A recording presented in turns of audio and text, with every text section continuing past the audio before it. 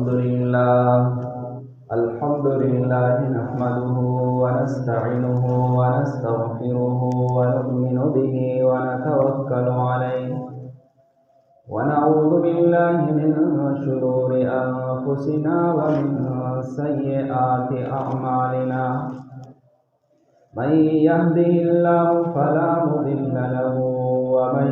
يضلله فلا هادي له ونشهد أن لا إله إلا الله وحده لا شريك له ونشهد أن سيدنا ومولانا محمدا عبده ورسوله أما بعد فأعوذ بالله من الشيطان الرجيم بسم الله الرحمن الرحيم وما كان لمؤمن ولا مؤمنة إذا قضى الله ورسوله أمرا أن يكون لهم الخيرة من أمرهم ومن يعص الله ورسوله فقد ضل ضلالا مبينا وقال النبي صلى الله عليه وسلم الدنيا كلها متاع وخير متاع الدنيا المرأة الصالحة صدق الله العظيم وصدق رسوله النبي الأمي الكريم ونحن على ذلك لمن الشاهدين والشاكرين والحمد لله رب العالمين اللهم صل وسلم دائما أبدا على حبيبك خير الخلق كلهم هو الحبيب الذي ترجى شفاعته لكل هول من الأهوال مقتحم درود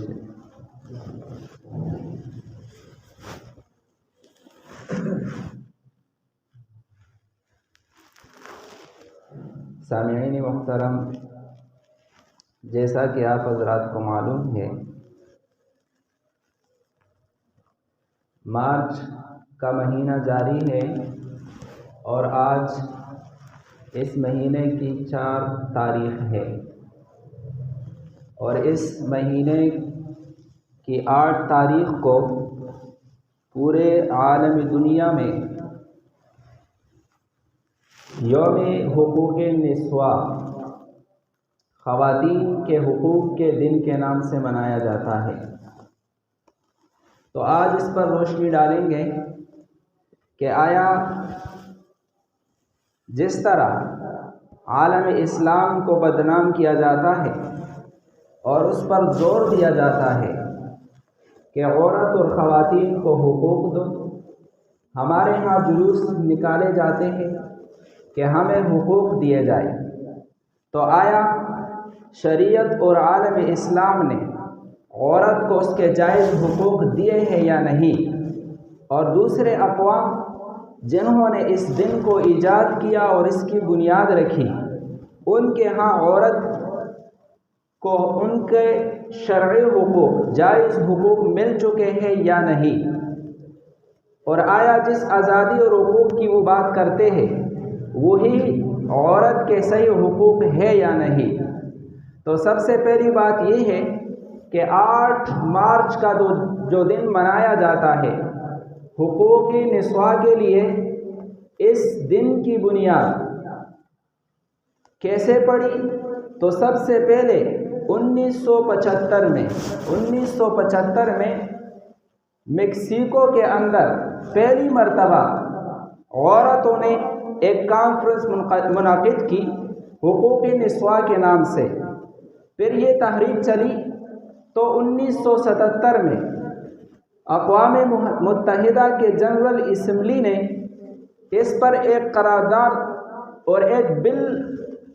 منظور کیا اور اس میں یہ طے کیا کہ ہر سال 8 مارچ کا جو دن ہے یہ حقوق نسواء کے لیے متعین ہے اور اس دن کو عورتوں کے حقوق کے طور پر منایا جائے گا۔ پھر 1979 کے اندر انہوں نے ایک حقوق نسواء کے لیے ایک مسودہ تیار کیا جس میں تقریباً 30 دفعات تھے ان میں سے 16 دفعات وہ عورتوں کے حقوق کے متعلق تھے، اور یہی سلسلہ چلتا رہا، اور اس کے بعد ہر سال 8 مارچ یہ عورتوں کے حقوق کے طور پر منائے جانے لگا، یہاں تک کہ آپ کے سامنے ہے کہ آج کل بھی یہ جلوس اس دن میں نکلتے ہیں اور طرح طرح کے نعرے لگاتے ہیں کہ عورتوں کی آزادی چاہیے، اور عورت اور مرد کے درمیان جو توازن ہے اور برابری کا تصور ہے اس کو قائم کیا جائے، عورت کو مرد سے کسی طرح سے کم نہ مانا جائے۔ تو بہرحال سب سے پہلے دیکھتے یہ ہے کہ اسلام نے عورت کو حقوق دیے ہیں یا نہیں، جتنے بھی جائز حقوق ہو سکتے ہیں وہ اسلام نے عورت کو دیے ہیں یا نہیں۔ عورت کے 4 حیثیتیں ہو سکتی ہے، یا عورت ماں ہوگی، یا بیٹی ہوگی، یا بہن ہوگی، یا بیوی ہوگی۔ ہر اعتبار سے شریعت نے عورت کے لیے حقوق متعین کیا ہے، اور اس سے بالاتر ہو کر بھی مطلقاً عورت کا احترام اور عظمت کو اگر تسلیم کیا ہے سب سے پہلے تو وہ اسلام نے کیا ہے۔ اسلام سے پہلے آج مغربی اقوام جس فلسفے کے بنیاد پر اسلام کو مورد الزام ٹھہراتے ہیں، اسی فلسفے کی بنیاد یعنی قدیم یونان، وہاں پر اگر عورت کے تصور کو دیکھا جائے تو وہ عورت کو شیطان کی بیٹی کہا کرتے تھے اور نجاست کی مجسمہ کہا کرتے تھے، اور بازاروں میں عورت کی خرید اور فروخت ہوا کرتی تھی۔ اور اگر رومیوں کو دیکھا جائے تو ان کے ہاں بھی جو نکاح تھا وہ بھی خریدنے اور بیچنے کے مترادف تھا، اور بلکہ یہ میں کہوں کہ جس زمانے میں نبی آخر الزمان صلی اللہ علیہ وسلم یہ اعلان فرما رہے تھے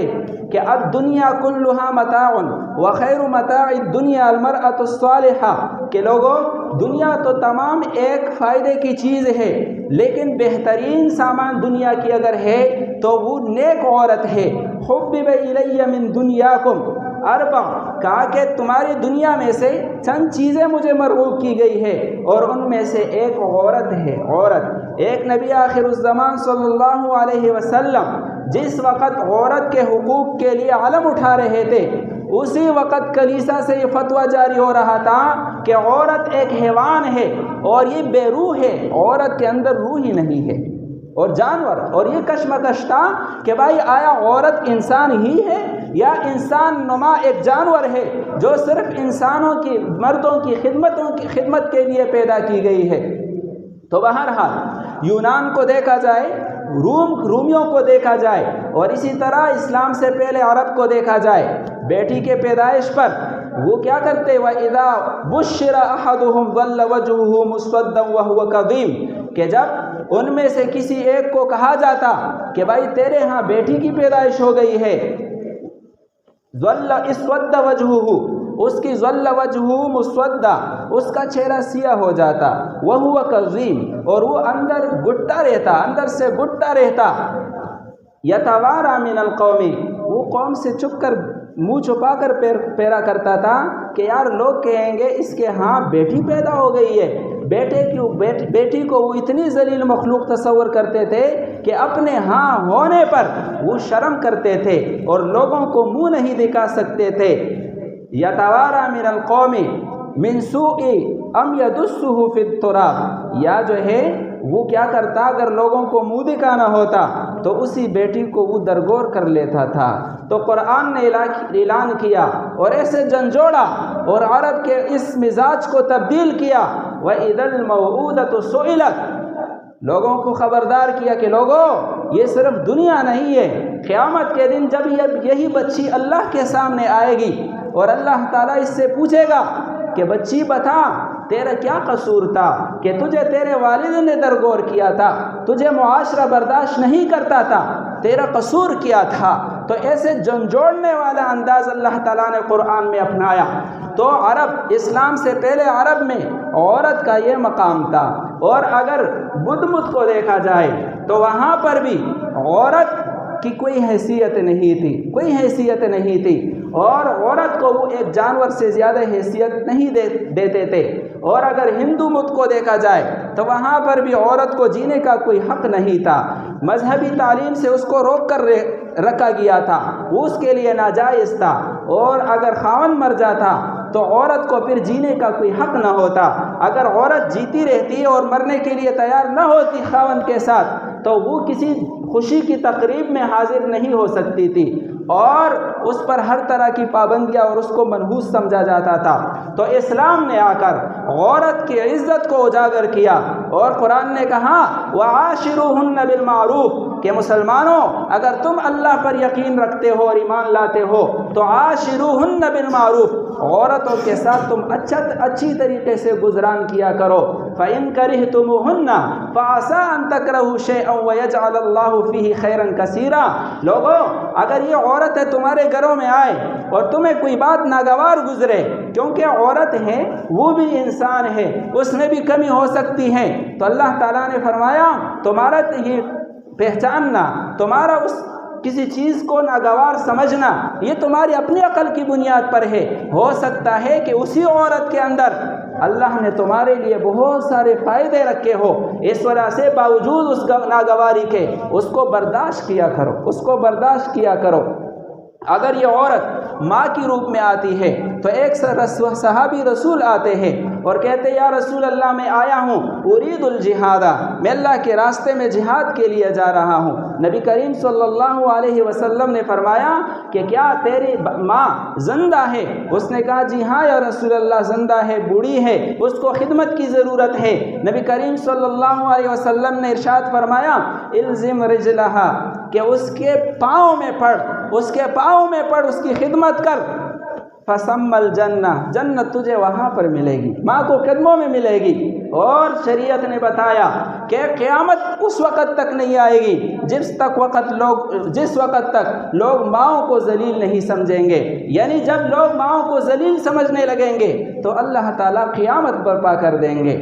ماں کی حیثیت سے اللہ تعالیٰ نے عورت کو یہ مقام دیا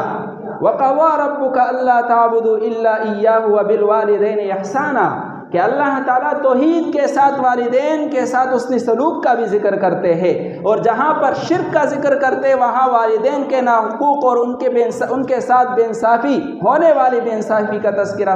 فرماتے ہیں۔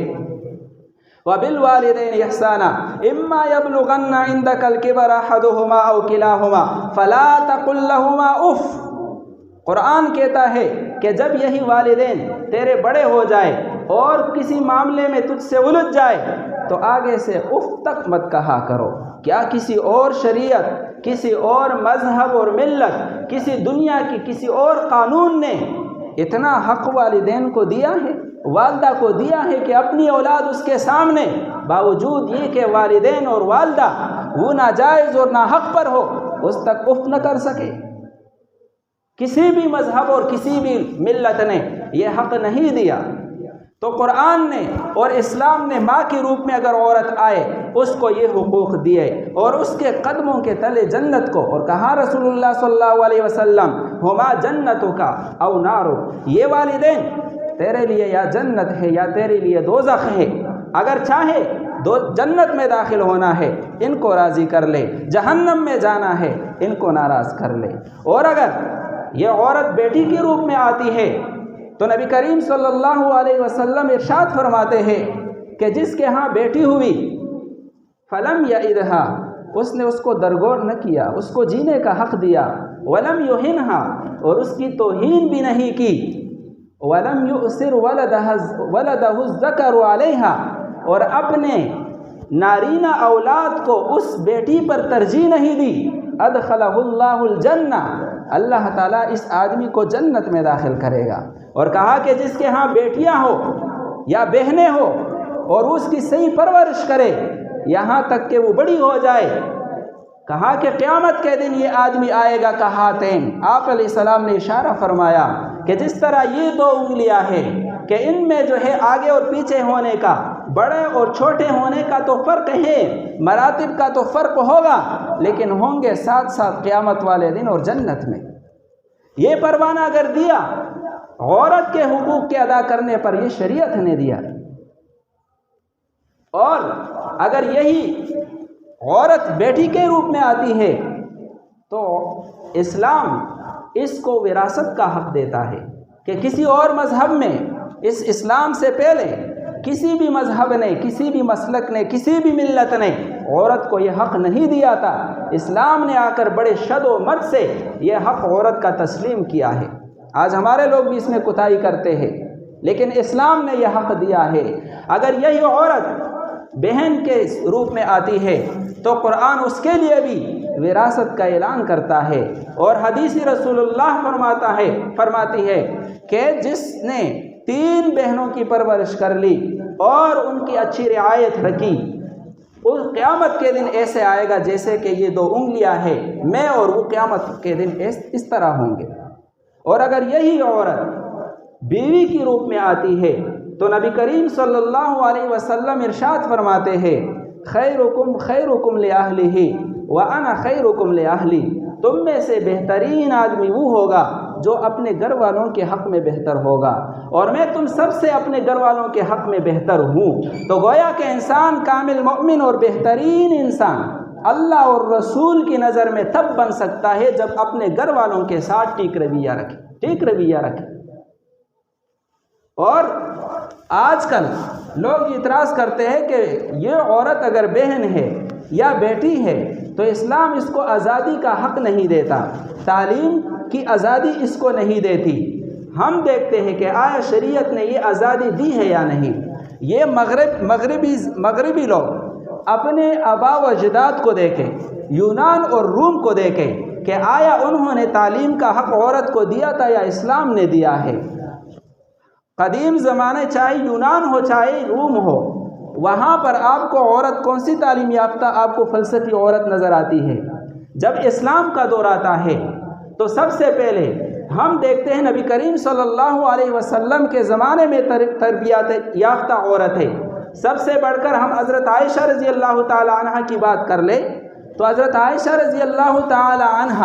ایک فقیہہ ہے اور اتنی تعلیم ہے کہ صحابہ کرام کو کوئی بھی مسئلہ درپیش آتا ہے، نبی کریم صلی اللہ علیہ وسلم کے رحلت فرمانے کے بعد حضرت عائشہ سے رجوع کرتے ہیں، یہاں تک کہ 2210 احادیثوں کی راویہ ہے حضرت عائشہ رضی اللہ تعالی عنہ۔ امام زہری فرماتے ہیں کہ حضرت عائشہ رضی اللہ تعالی عنہ کا علم تمام صحابہ کرام سے بڑھ کر ہے، وہ صحابہ کرام کی معلمہ ہے۔ اور اسی طرح تاریخ میں کتنے نام آپ کو ملیں گے ایسی عورتوں کے کہ جنہوں نے اسلام کے آغوش میں پل کر انہوں نے تعلیم حاصل کر لی۔ تو اسلام نے تعلیم کا حق عورت کو دے دیا، یہاں تک کہ نبی علیہ الصلاۃ والسلام نے اپنے گھر میں سے اس نظام کو شروع کیا اور عورت کے تعلیم کا سلسلہ شروع کیا۔ اور یہ صرف آزاد عورتوں میں آپ کو عالمات نہیں ملے گی، تعلیم یافتہ نہیں ملے گی، بلکہ وہ باندیا جس کو قدیم لوگ اور مغربی زدہ لوگ مفتوحہ علاقوں کی عورتوں کو کوئی حیثیت نہیں دیا کرتے تھے، وہی عورتیں یہاں آ کر انہوں نے بڑے بڑے نام پیدا کیے ہیں اسلام میں تعلیم کے میدان میں۔ اور یہی عورت جس کو کہتے ہیں لوگ کہ اسلام نے حق نہیں دیا، حضرت عائشہ رضی اللہ تعالی عنہ کی ایک باندی تھی حضرت بریرہ، ان کو حضرت عائشہ رضی اللہ تعالی عنہ نے آزاد کر دیا۔ جب آزاد کر دیا تو وہ بڑی خوبصورت تھی اور اس کا شوہر حضرت مغیث رضی اللہ تعالیٰ عنہ بڑے خوبصورت تھے۔ تو اسلام نے اس وقت جب باندی آزاد ہو جائے اس کو حق دیا ہے کہ چاہے اپنے قبل والے شوہر سے رہنا چاہے تو رہے، نہیں رہنا چاہے تو علیحدگی اختیار کرے۔ شریعت نے اس کو یہ حق دیا، اس نے علیحدگی اختیار کر لی کہ میں نہیں رہنا چاہتی۔ حضرت مغیث اس پر بڑے عاشق تھے، وہ روتے رہتے تھے اور کہتے کہ میری گھر والی کو اگر کوئی سمجھائے دوبارہ میرے ساتھ رہنا شروع کر لے۔ نبی کریم صلی اللہ علیہ وسلم تک بات پہنچی، حضرت بریرہ کو بلایا، کہا کہ بریرہ دیکھو وہ آپ کے محبت میں پاگل ہے، پھر رہا ہے گلیوں میں رو رہا ہے، آپ تھوڑا رحم کریں۔ تو اس نے کہا یا رسول اللہ تیرا مشورہ ہے یا حکم ہے؟ نبی کریم صلی اللہ علیہ وسلم نے فرمایا حکم نہیں ہے، مشورہ دے رہا ہوں۔ کہا کہ یا رسول اللہ مجھے منظور نہیں ہے۔ نبی کریم صلی اللہ علیہ وسلم نے کہا کہ ٹھیک ہے، تجھے منظور نہیں ہے تو تیرا حق ہے، یہ تجھ سے کوئی نہیں چھین سکتا۔ یہ حق آج کل کے دور میں یا مغرب میں کوئی عورت کو دے سکتا ہے؟ اور ایک بیٹی آئی، کہا نبی کریم صلی اللہ علیہ وسلم سے میرے والد نے میرے نکاح کر لیا اور مجھ سے پوچھا تک نہیں۔ نبی کریم صلی اللہ علیہ وسلم نے فرمایا بیٹی تجھے اجازت اور اختیار ہے، اگر چاہے تو نکاح کو فسخ کر دے، اگر چاہے تو برقرار رکھے۔ اس نے کہا یا رسول اللہ فسخ نہیں کرتی، لیکن میں سمجھانا چاہ رہی تھی عورتوں کو کہ عورت اگر نہ چاہے تو کسی کو یہ حق نہیں ہے کہ اس کا نکاح کرا دے۔ آج یہ اعتراض ہے کہ بھائی اسلام عورت سے پوچھتا تک نہیں ہے اور اس کی شادی کرا دیتا ہے۔ تو خوب سمجھ لیجئے کہ اسلام کہتے ہیں کہ بالغہ عورت چاہے وہ سیبہ ہو چاہے وہ باکرہ ہو، اس کا نکاح اس وقت تک نہیں ہو سکتا جب تک کہ وہ راضی نہ ہو۔ اگر ولی، اس کا والد، اس کا دادا، کوئی اور اس کے اجازت کے بغیر اس کا نکاح کرا دیتا ہے، شریعت اس کو حق دیتا ہے اگر وہ راضی نہیں ہے نکاح کو ختم کر دے۔ اور کہتے کہ نہیں، شریعت جو ہے، اسلام جو ہے یہ جبری شادی کراتا ہے۔ بہرحال وہ اسلام سے ناواقف ہے، تو تعلیم کی آزادی بھی دی ہے، شادی کی بھی آزادی دی ہے۔ پھر وہ ایک اعتراض یہ کرتے ہیں کہ بھائی اسلام میں ٹھیک ہے شادی کے بندھن میں تو یہ آ گئی عورت، لیکن خاوند کو تو اختیار مل گیا کہ اگر اس کی عورت سے نہیں بنتی تو طلاق دے دے۔ اور عورت کو کون سا اختیار ہے؟ عورت تو مجبور ہے اس کے تحت رہنے کے لیے۔ بھائی بات یہ ہے کہ شریعت نے پہلی فرصت میں خاوند کو بے جا طلاق دینے کی اجازت کبھی نہیں دی، بلکہ شریعت نے کہا ابغض الحلال الطلاق۔ اللہ تعالیٰ کے ہاں سب سے بدترین حلال چیزوں میں سے جو ہے وہ طلاق ہے۔ اللہ نے تو مجبوراً اس کو حلال کر دیا کہ بس اوقات ایسا ہوتا ہے کہ جانبین کا، فریقین کا، میاں بیوی کا آپس میں بنتا نہیں ہے، جدائی کی کوئی اور صورت ہو ہی نہیں سکتی، تو اس وجہ سے شریعت نے جدائی کا یہ طریقہ مقرر کیا، لیکن اس کو بہت برا جانا اور اس پر وعیدات ذکر کی۔ تو پہلی بات یہ ہے کہ خاوند طلاق دینے میں بھی آزاد نہیں ہے۔ پھر یہ ہے کہ اگر خاوند کو جدائی کا حق طلاق کی صورت میں حاصل ہے تو عورت کو بھی مجبوری کی حالت میں شریعت نے جدائی کا حق دیا ہے، وہ حق خلا ہے کہ بھائی وہ جا کر عدالت میں دائر کر لے کہ بھائی خلا ہے، میرے خاوند کا میرے ساتھ بنتا نہیں ہے، گزران میرا نہیں چل رہا، مجبور ہوں، یہی مجبوریاں ہے، تو اس کے تحت وہ خلا لے سکتی ہے۔ اس کے خاوند کو بلا کر سمجھایا جا سکتا ہے، اگر نہیں کرتا، حقوق ادا نہیں کرتا اور اس پر تیار نہیں ہوتا تو آخری حل یہی ہے کہ عدالت اس کو آزاد کر دے گی۔ تو شریعت نے یہ حق بھی دیا ہے عورت کو۔ اور دوسرا کہتے ہیں کہ شریعت نے اور بہت سارے حقوق کے تذکرہ کرتے، ابھی ٹائم نہیں ہے۔ تو بہرحال 8 مارچ کو یہ پروگرامات ہوتے ہیں اور عالمی سطح پر یہ دن منایا جاتا ہے عورتوں کے حقوق کے لیے۔ تو عورتوں کے کون سے حقوق ہیں جو اسلام نے نہیں دی ہے؟ لہٰذا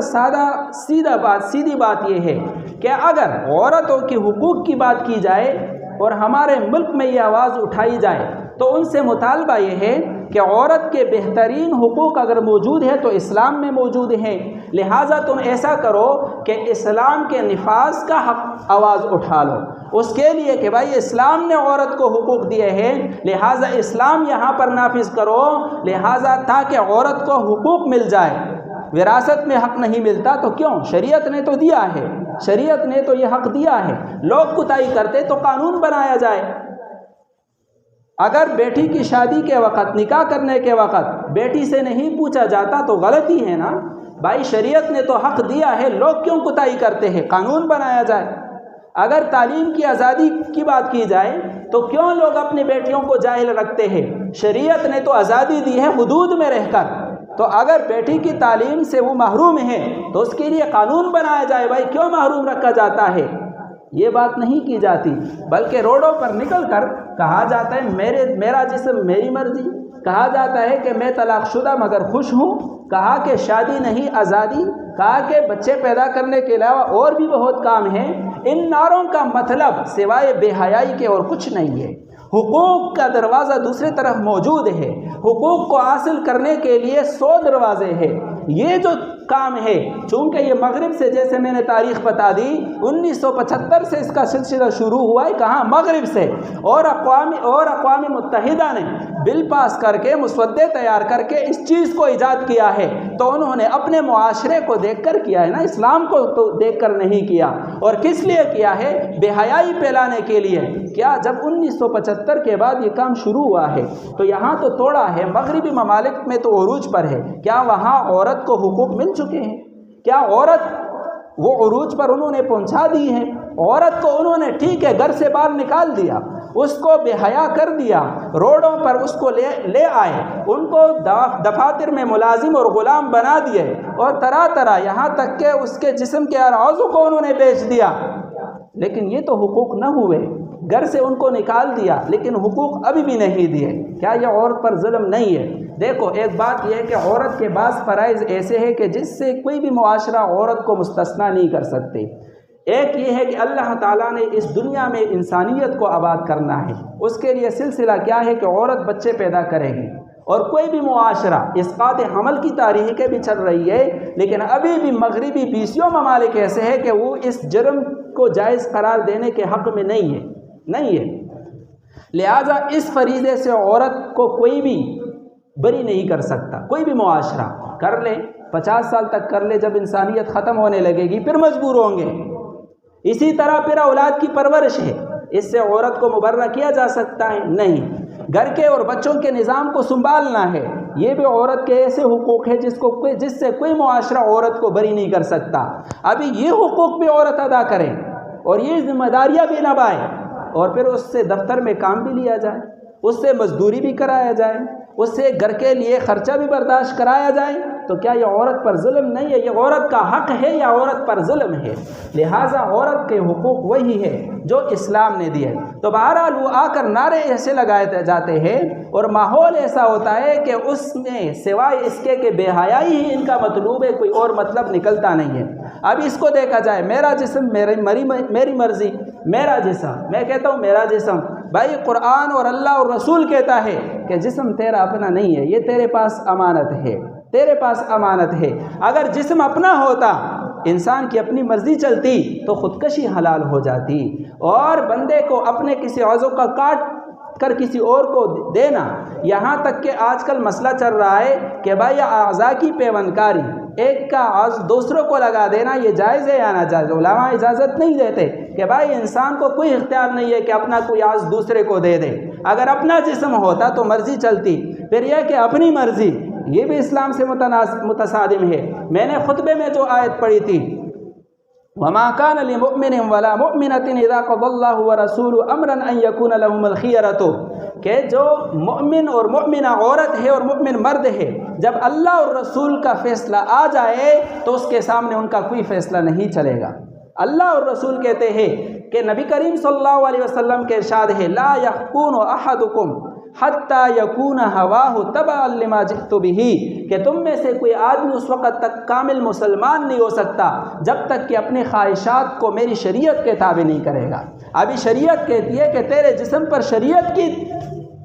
مرضی چلے گی، اور وہ کہتے ہیں نہیں میری مرضی۔ تو بہرحال میرا جسم میری مرضی، یہ کلمہ توحید کے سراسر خلاف ہے، سراسر خلاف ہے۔ جس آدمی نے لا الہ الا اللہ محمد الرسول اللہ پڑھ لیا، اس نے یہ تسلیم کر لیا، ان اللہ اشتری من المؤمنین انفسهم واموالهم بان لهم الجنہ، کہ میرے نے اپنا جسم اور اپنے خواہشات اللہ کے ہاں بیچ دیے جنت کے بدلے میں۔ ابھی اس کو نہ اپنی خواہشات کی مرضی ہے نہ اپنی وجود کی مرضی ہے، اور بھی کافی باتیں ہیں۔ اللہ تعالیٰ نے اگر توفیق دی تو اگلے جمعے میں بیان کریں گے۔ اللہ تعالیٰ سے دعا ہے اللہ تعالیٰ ہمیں سمجھنے اور عمل کرنے کی توفیق